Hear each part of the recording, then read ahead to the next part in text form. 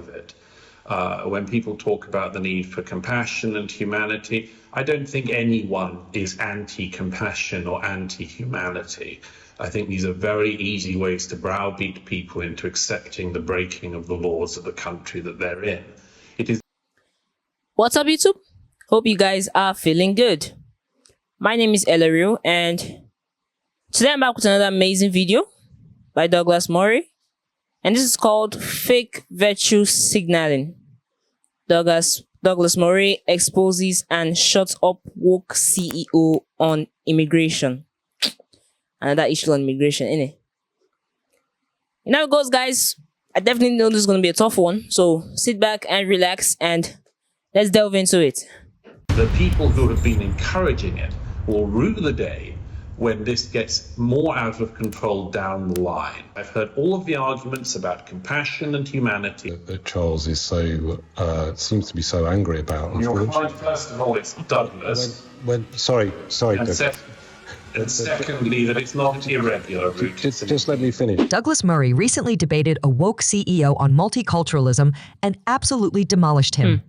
Douglas Murray has been sounding the alarm on the increasing and concerning rate of immigration in the UK for years, and many are now just starting to wake up.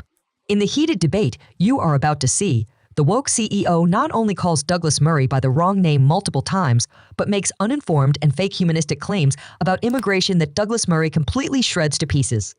Listen to what the woke CEO had to say.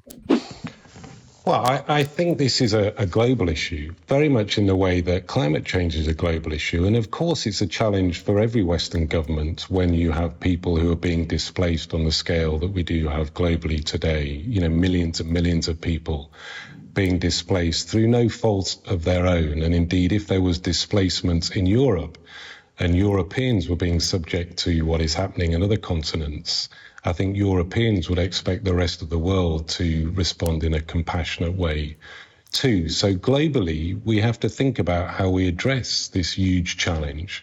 And the challenge will continue, no doubt, going forward into the future years, into the future decades.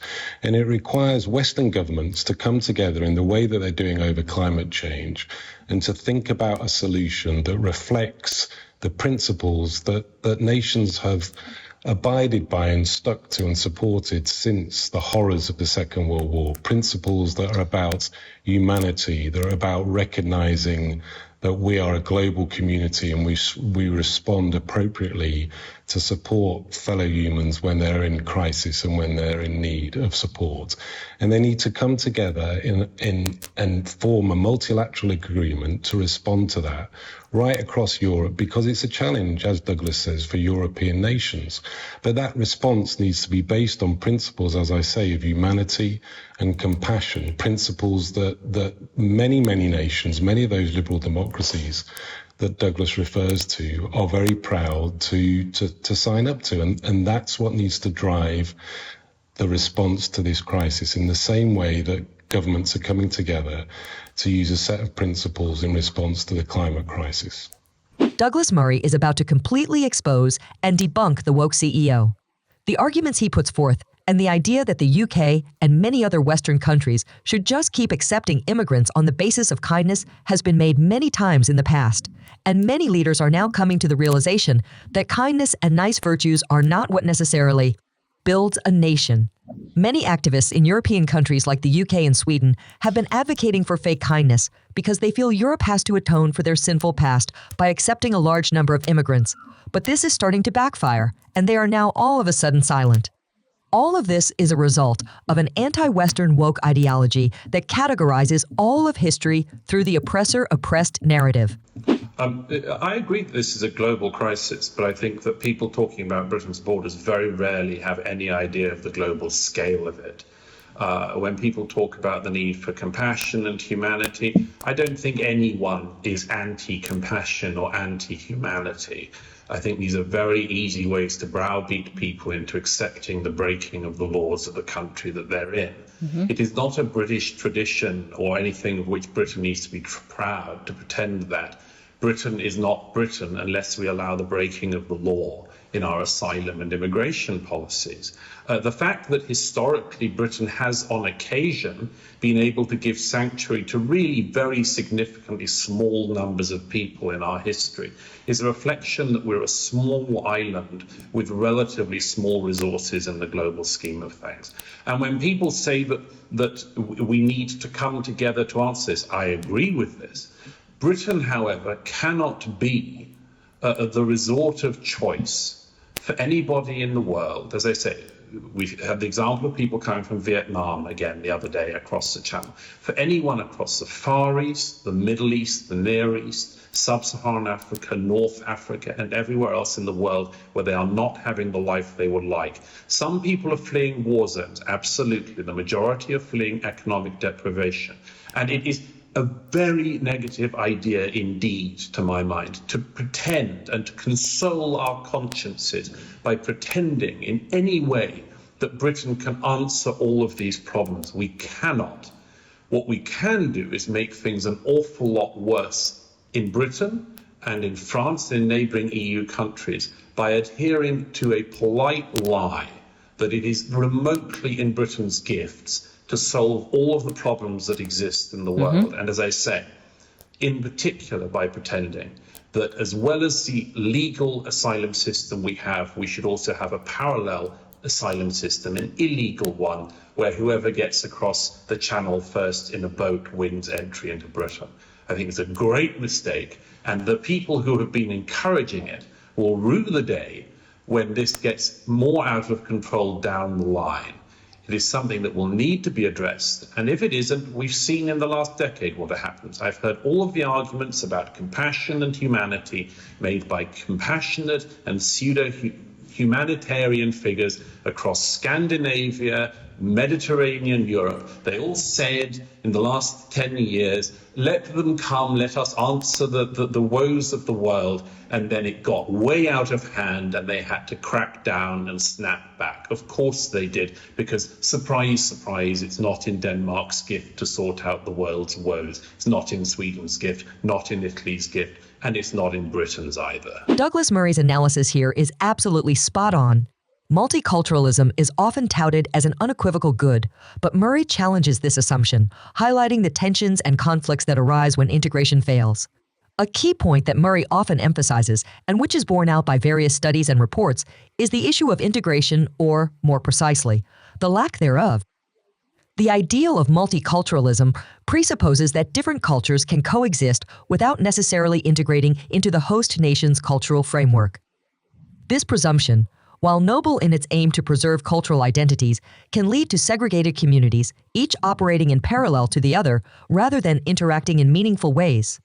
The Centre for Social Cohesion in the UK has highlighted this in their research, pointing out that such segregation often leads to a fracturing of national identity and a weakening of the social fabric that holds a nation together. Moreover, the narrative of multiculturalism often overlooks the importance of shared values and a common language elements crucial for any society's successful integration. As Murray points out, the absence of these shared elements can lead to isolation of communities, hindering their ability to participate fully in the nation's economic, social, and political life. This isolation is not just theoretical, it has real-world implications. For instance, a report by the Migration Policy Institute notes that in areas with high levels of non-native speakers, educational outcomes for both immigrant and native students tend to suffer, creating cycles of disadvantage that can persist across generations. Critics of Murray's stance often accuse him of fear-mongering or intolerance, yet what he advocates for is a reassessment of our approach to multiculturalism, one that emphasizes integration over mere coexistence.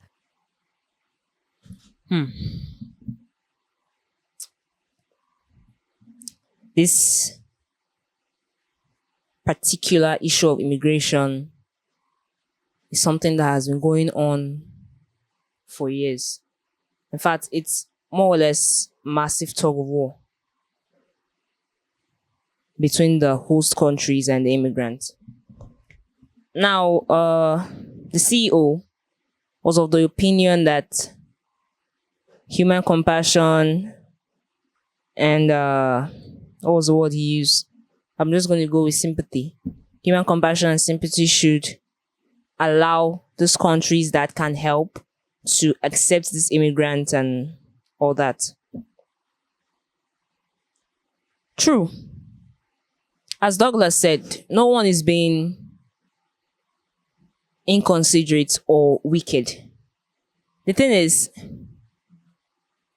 facts I've seen from other videos, at one point when you keep letting them in, you won't be able to provide for all of them. And if it's hunger that's chasing them from that land, that hunger is going to run along with them. It's definitely going to make you guys in the so-called developed countries. Sympathy should be there, yes, because they have gone through a lot, no doubt. But I believe there should be certain rules concerning this immigration. I mean, not just anyone should be free to waltz into your country. And just as Douglas said, the issue of multiculturalism, there is no way, I can tell you there's extremely no way you accept foreigners with different cultures into your country and sooner or later they don't start to impose it on you. Sooner or later they don't start to ask for rights that, if we're all being honest, shouldn't really be theirs in the first place. Sooner or later they start to seep into the very depth of your country's foundation. At first, it's going to start harmless, as Douglas is saying. At first, it's going to be something harmless, something everyone will look forward to. But with time, to be like a choking sensation on the citizens of the country. By the time everywhere you go, you see foreigners taking up jobs that the citizens are meant to have. I mean, typically, every country that has accepted immigrants at one point or the other in history has had the need to, at one point, chase them out of the country. I'm going to use the word chase, like chase them out of the country. As he mentioned some countries earlier, we're accepting them based on that human sympathy, based on that human love. And what happened? All of a sudden, they snapped because they couldn't take anymore. It became overbearing. And that's just it. Human beings are naturally greedy. You give them a hand, they want the whole arm.